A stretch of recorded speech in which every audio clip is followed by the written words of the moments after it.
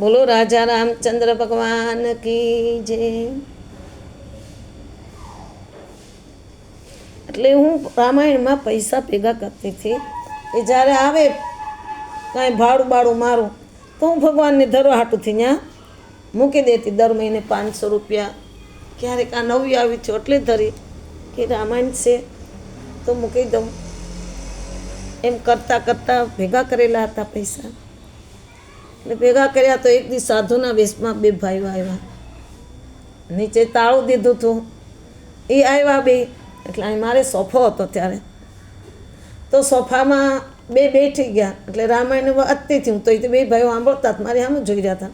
મેં તો કાંઈ નહીં, સાધુ છે તો આવે. મારે ત્યાં સાધુ અવારનવાર બધા આવ્યા જ કરે, બહુ સાધુ આવે મારે ત્યાં, અને મને પણ બહુ ગમે. સાધુ આવે તો કાંઈ નહીં, ચા પાણી પાવ, 50 રૂપિયા પણ સાધુ સંતોને આપી પણ દો, મારા ખીચામાં હોય એટલે હું દઈ દઉં.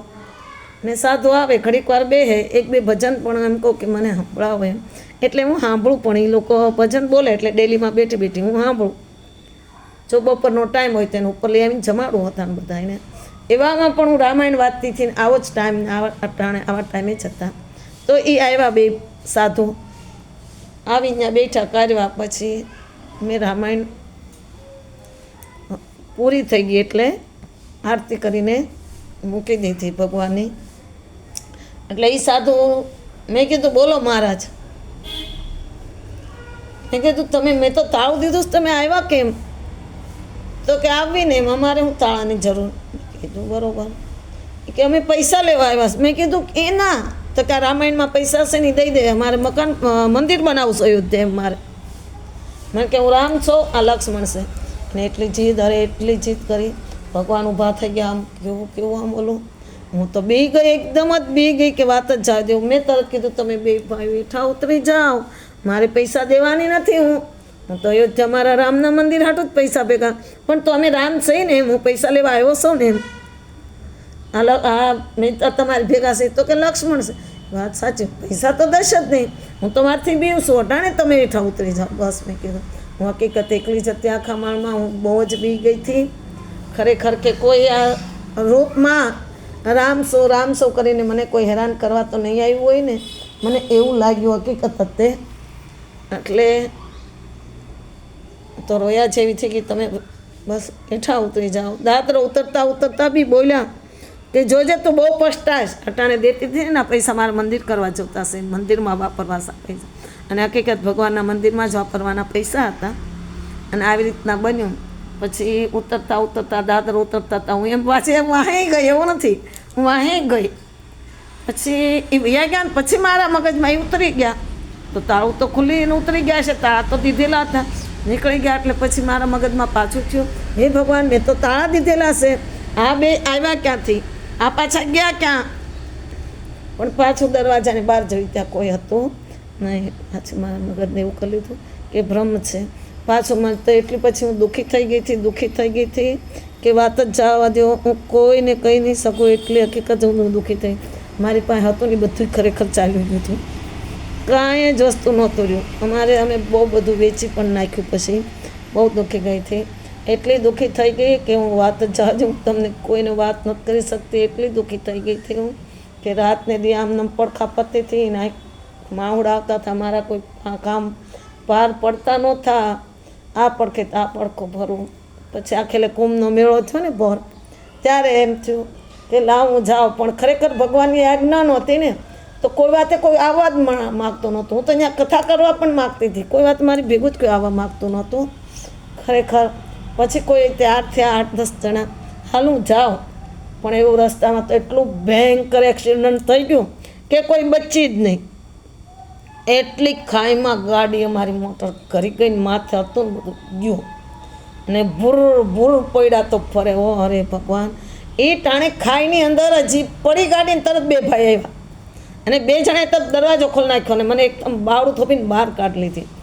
કે તને કાંઈ થયું નથી ને બેટા? એમ કરીને માથે હાથ ફેર્યો. હું બહાર નીકળી, મેં તો મને કાંઈ નથી થયું મારા, પણ ઓલા લોકો તો છે ને સલામતથી પછવાડે બેઠા છે બધા.